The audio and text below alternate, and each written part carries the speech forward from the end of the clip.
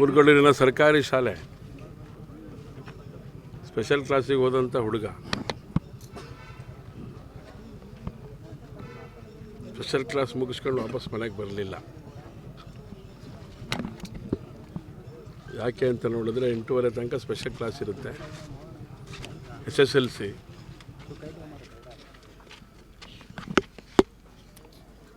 Special class ಮುಗಿಸ್ಕೊಂಡು ಹೋಗಿರೋಂಥ ಹುಡುಗ ವಾಪಸ್ ಮನೆಗೆ ಬರದೇ ಇರೋಂಥ ಸ್ಥಿತಿ ನಿರ್ಮಾಣ ಆಗಿದೆ.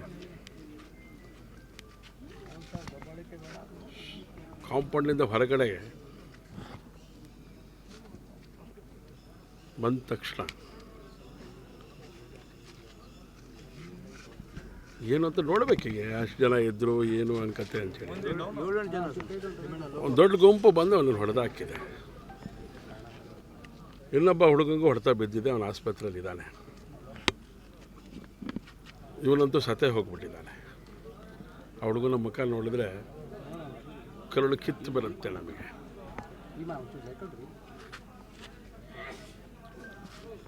ಅನೇಕ ಸಂದರ್ಭದಲ್ಲಿ ಹೇಳಿದೆ, ಸೂಳೆಬೇಲು ಸೆನ್ಸಿಟಿವ್, ಊರುಗಳೂರು ಸೆನ್ಸಿಟಿವ್. ಪ್ರತಿ ಈ ರೀತಿ ಉಪವಾಸ ಮಾಡುವಂಥ ಹಬ್ಬ ಏನಿದೆ, ಈ ಹಬ್ಬದೊಳಗಡೆ 3 ಜನ 4 ಜನ ಒಟ್ಟೊಟ್ಟಿಗೆ ಬೈಕ್ಗಳಲ್ಲಿ ಹೋಗ್ತಾರೆ, ಹಳ್ಳಿಗೆ ಹೋಗ್ತಾರೆ, ದೊಡ್ಡ ದೊಡ್ಡ ದೊಣ್ಣೆಗಳಲ್ಲಿ ಹಿಡ್ಕೊಂಡಿರ್ತಾರೆ, ಹೊಡಿತಾರೆ. ಈ ಥರ ನಡೀತಿದೆ ಅಂತೇಳಿ ನೆನ್ನೆ ಅಲ್ಲ, ಇವತ್ತು ಬೆಳಗ್ಗೆ ಕಂಪ್ಲೇಂಟ್ ಆಗಿದೆ.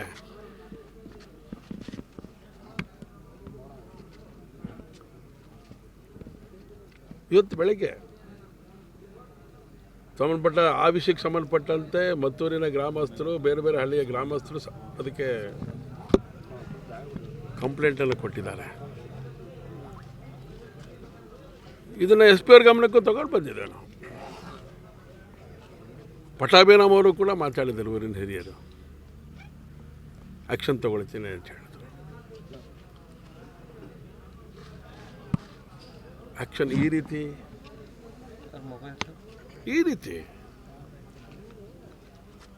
ಅದೇ ಹೇಳಿದೆ. ಡಿಪಾರ್ಟ್ಮೆಂಟು ಅನೇಕ ಸಂದರ್ಭದಲ್ಲಿ ಹೇಳ್ತೇನೆ, ನಾನು ಉದ್ವೇಗದಲ್ಲಿ ಹೇಳ್ತಿದ್ದೇನೆ ಅಂತ ಅಂದ್ಕೊಂಡು ಬಿಡ್ತಾರೆ ಎಲ್ಲರೂ. ನಾನು ಉದ್ವೇಗಕ್ಕೆ ಒಳಗಾಗೋದಿಲ್ಲ, ನೋವಿನಿಂದ ಹೇಳ್ತೇನೆ. ನಾನು ಹೇಳಿದೆ SP ಅವರಿಗೆ, ಪೊಲೀಸ್ ಇಲಾಖೆ ನಾವು ಇರೋದು ಹಿಂದೂ ಹುಡುಗರ ಹೆಣವನ್ನು ಹೊರಲಿಕ್ಕೆ ಅನ್ನೋಂಥ ಪದ ಪ್ರಯೋಗ ಮಾಡಿದ್ದಾನೆ. ಭಾಳ ನೋವಿನಿಂದ ಹೇಳಿದ್ದಾನೆ, ಇದೆಲ್ಲ ಭಾಳ ನೋವಿನಿಂದ ಹೇಳಿದ್ದಾನೆ. ನೀವು ತಗೊಳ್ಳೋವಂಥ ಆ್ಯಕ್ಷನರಿ ಇದೆಯಲ್ಲ, ಯಾವುದಕ್ಕೂ ಉಪಯೋಗಕ್ಕೆ ಬಾರ್ದಿರೋಂಥ ಆ್ಯಕ್ಷನರಿ. ಏನು ಹೇಳಿದ್ರು ಲೈಟರಾಗಿ ತಗೊಳ್ಳೋವಂಥ ಸಂಗತಿ. ಪ್ರತಿ ಬಾರಿ ಪ್ರತಿ ಹಬ್ಬದಲ್ಲಿ ನಡೆಯತ್ತೆ ರೀ ಊರುಗಳಲ್ಲೂ, ಸೂಳೆಬೇಲುಗಳಲ್ಲಿ ವಾಕ್ ಮಾಡ್ತಾ ಇರ್ತಾರೆ ಹಳ್ಳಿಗಳಲ್ಲಿ. ಅವ್ರಿಗೆ ಹೊಡೆದು ಹೋಗ್ತಾರೆ, ಹೆಣ್ಣು ಮಕ್ಕಳಿಗೆ ಹೊಡೆದು ಹೋಗ್ತಾರೆ. ಇದಾಗಿದೆ ಅಂತೇಳಿ ಕಂಪ್ಲೇಂಟು ಕೂಡ ಕೊಟ್ಟಿದೆ ಸಂಬಂಧಪಟ್ಟಂಥ ಸ್ಟೇಷನ್ನಿಗೆ. ಆದರೆ ಸಂಜೆ SSLCಗೆ ಸ್ಪೆಷಲ್ ಕ್ಲಾಸಿಗೆ ಹೋದಂಥ ಹುಡುಗ, ಅವನ ಜೊತೆಗೆ ಹೋದಂಥ ಹುಡುಗರು ವಾಪಸ್ ಬರ್ಬೇಕಾದ್ರೆ ಹೊಡೆದಾಕ್ತಾರೆ ಅಂತ ಹೇಳಿದ್ರೆ ಹೃದಯ ಕಿತ್ತು ಬರುತ್ತೆ ರೀ.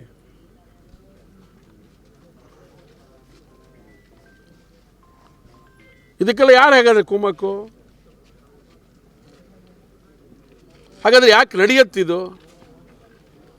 ಇದನ್ನು ಕೇಳಿದ್ರೆ ನಾವೆಲ್ಲ ಕೋಮುವಾದಿಗಳು.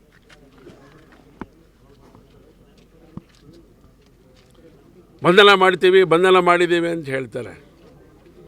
ಏನು ಸಾಯಣ ಕಟ್ಕೊಂಡು ಬಂಧನ ಮಾಡಿಕೊಂಡು ಹೋದ ಹೆಣ ವಾಪಸ್ ಕೊಡ್ತೀರಾ? ಪ್ರಾಣ ವಾಪಸ್ ಕೊಡ್ತೀರಾ? ಪ್ರಾಣ ಹೋಗದಾರೆ ನೋಡ್ಕೋಬೇಕಂತ ಹೊಣೆಗಾರಿಕೆ ಯಾರದ್ದು ಹಾಗಾದರೆ?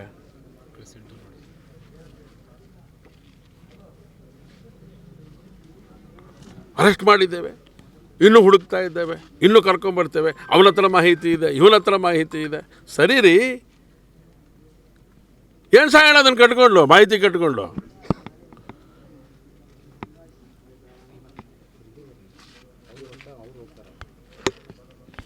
ಸರ್ಕಾರದ ಅನೇಕ ನಿರ್ಧಾರಗಳು ಈ ರೀತಿಯ ಕೃತ್ಯಗಳಿಗೆ ಕಾರಣ ಆಗಿದೆ ಅಂತ ನಾನು ಹೇಳಲಿಕ್ಕೆ ಇಷ್ಟಪಡ್ತಾ ಇರೋವಂಥದ್ದು.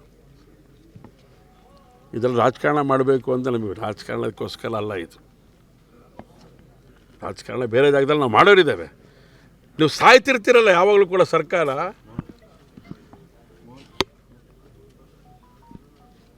ಬ್ರದರ್ಸ್ ಅಂತ ಒಪ್ಕೊಂಡಿದ್ದೀರಲ್ಲ ತಪ್ಕೊಂಡಿದ್ದೀರಲ್ಲ. ಎಂಥದ್ದೇ ಸಂದರ್ಭ ಬಂದರು ಅದ್ರ ಪರಿಣಾಮ ಇದು. ಪೊಲೀಸ್ ಇಲಾಖೆ ರಕ್ಷಣೆ ಕೊಡೋಕ್ಕೋಸ್ಕರ ಇಲ್ಲ, ಹಿಂದೂಗಳ ಹೆಣವನ್ನು ಹೋರ್ಲಿಕ್ಕೆ ಇರೋವಂಥ ಸ್ಥಿತಿ ನಿರ್ಮಾಣ ಮಾಡಿದ್ದೀರಿ.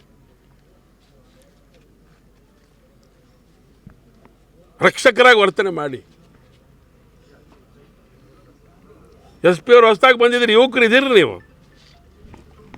ನೀವು ಕತೆ ಹೇಳೋವಂಥ ಸ್ಥಿತಿಗೆ ಹೋಗಬೇಡ್ರಿ. ನೀವು ಡಿಪಾರ್ಟ್ಮೆಂಟಿನ ಕತೆ ಕೇಳಿ ಕೇಳಿ ಕೇಳಿ ನಾವು ಧಾರಾವಾಹಿ ಬರೆದು ಸಿನಿಮಾ ತೆಗೆಯುವಂಥ ಸ್ಥಿತಿ ನಿರ್ಮಾಣ ಆಗೋಗ್ಬಿಟ್ಟಿದೆ. ಹುಡುಗನ ಪ್ರಾಣ ಯಾವನಿಗೆ ಕೊಡ್ತಾನೆ? ನೀವು ಪರಿಧಾನ ಮಾಡಿದ್ರೆ ನಾವು ಕೊಡ್ತಾನ?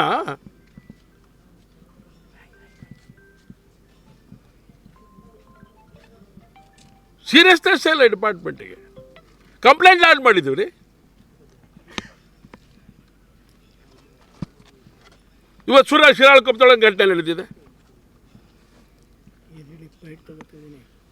ಶಿರಾಳಕೊಪ್ಪದೊಳಗಡೆ ಬೆಳಗ್ಗೆ ಘಟನೆ ನಡೀತು. ಕೇಳಿದ್ರೆ ಯಾರಿಗೋ ಗಡಿಪಾರು ಮಾಡಬೇಕು. ಏನೇನೇನೋ ಹುಚ್ಚುಚ್ಚು ಮಾತುಗಳು, ಹುಚ್ಚುಚ್ಚು ನಡವಳಿಕೆಗಳು ಡಿಪಾರ್ಟ್ಮೆಂಟಿಂದ ನಮಗೆ ಅರ್ಥನೇ ಆಗ್ತಾ ಇಲ್ಲ.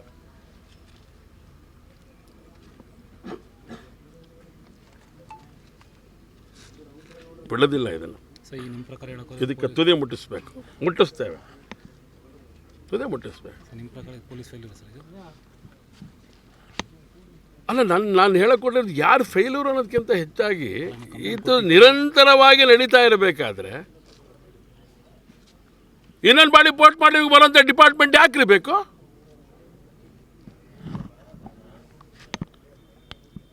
ತನಿಖೆ ಮಾಡ್ತೀವಿ ಅಷ್ಟೊತ್ತಿಗೆ ಇನ್ನೊಂದು ಹೆಣ ಬೀಳುತ್ತೆ, ಮತ್ತೊಂದು PM ಮಾಡೋದು ಯಾರು? ಇದೇ ಡಿಪಾರ್ಟ್ಮೆಂಟಿನ ಎದುರುಗಡೆ ಇಟ್ಕೊಂಡು.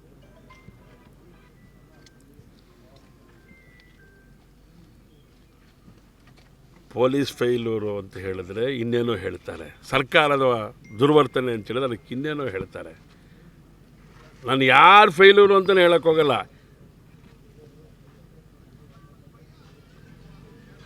ಆದರೆ ಯಾರಿಗೂ ಇದನ್ನು ನಿಗ್ರಹ ಮಾಡುವಂಥ ಶಕ್ತಿ ನಿಮಗಿಲ್ಲ.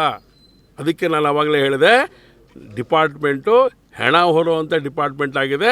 ಅದು ಯಾರು ಹೆಣ ಅಂತ ಹೇಳಿದ್ರೆ ಹಿಂದೂಗಳ ಹೆಣ ಹೊರಲಿಕ್ಕೆ ಇರುವಂಥದ್ದು ಸರ್ಕಾರ ಮತ್ತು ಇಲಾಖೆ. ಬಹಳ ನೋವಿನಿಂದ ಹೇಳ್ತಾ ಇದ್ದೇನೆ ನಾನು. ನಿರ್ಭೀತ, ನಿಷ್ಪಕ್ಷಪಾತ, ವಿಶ್ವಾಸಾರ್ಹ ಸುದ್ದಿಗಳಿಗೆ ಮತ್ತೊಂದು ಹೆಸರಾಗಿರುವ ನ್ಯೂಸ್ 18 ಕನ್ನಡ ಈಗ ಆಪ್ನಲ್ಲೂ ಲಭ್ಯವಿದೆ. ದಯವಿಟ್ಟು ಇಲ್ಲಿರುವ QR ಕೋಡ್ ಸ್ಕ್ಯಾನ್ ಮಾಡಿಕೊಂಡು ಆಪ್ ಡೌನ್ಲೋಡ್ ಮಾಡೋದಕ್ಕೆ ಮರಿಬೇಡಿ. ನಿಮ್ಮ ಬೆಂಬಲ ಹೀಗೆ ಸದಾ ನಮ್ಮೊಂದಿಗಿರಲಿ. ಧನ್ಯವಾದ.